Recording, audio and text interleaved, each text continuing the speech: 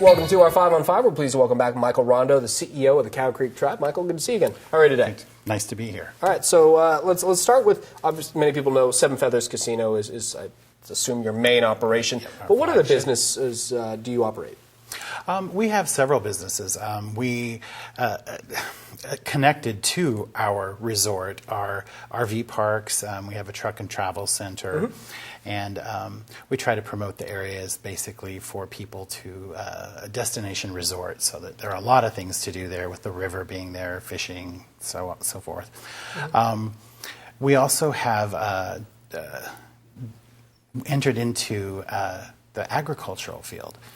We started that probably about 15 years ago, and within the last few years we've grown that operation with the acquisition of the Rogue River Ranch. And that has proven to be very, very good for us. We produce about 10,000 tons of hay annually, and we have about 3,500 cattle located there. And so it is very good for a diversification project that we've been working on. Okay, and so coming back to a continued theme of our conversations, and last week we had the SEDCO, the business arm of the KOBI tribe here, and talking about the same thing. It's this all elongated process, of course. It's the possibility of a casino in Medford, something you guys have come out in strong opposition to. Where do we stand in that process? Well, there's still a long way to go in that process. There's still the environmental issues that the reports that they're going to have to produce through the NEPA process. We feel that we're in pretty good position, but we just need the Secretary of Interior to make the decision. The decision lies in that office. Okay, and is there any timeline on when that decision will come? We've gotten indications from them, from meetings we've had, that they want to do it in this year. Okay. And get that decision made on whether the land is eligible for gaming. Now, we've held the position that this is not restored land, which is what they're making the application under. You know, if it's restored land, shouldn't that mean that it's land that they once held?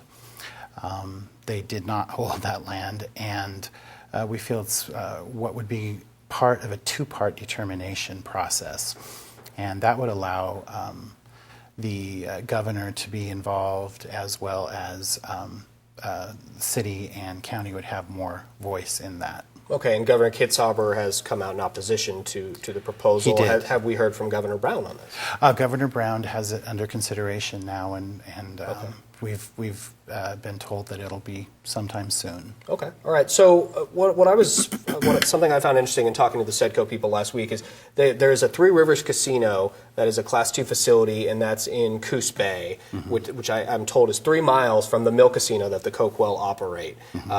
You don't think, forgive me, correct me if I'm putting words in your mouth, but you have the Seven Feathers Casino. You don't think a casino should come into Medford because it's your territory, or is it too close? Not necessarily that, but it's against the law.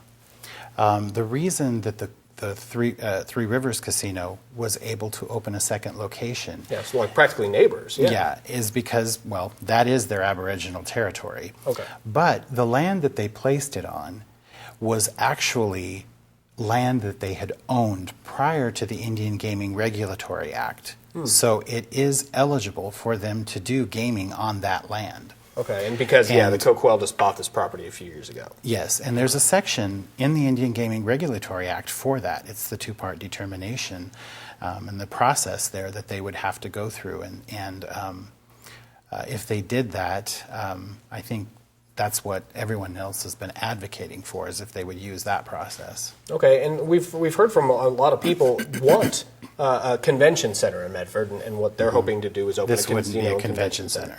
Okay, you don't think so? I don't believe that this would be meet the needs that people have talked about there.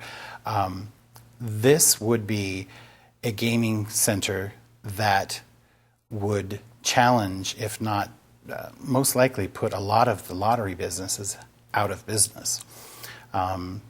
If this first initial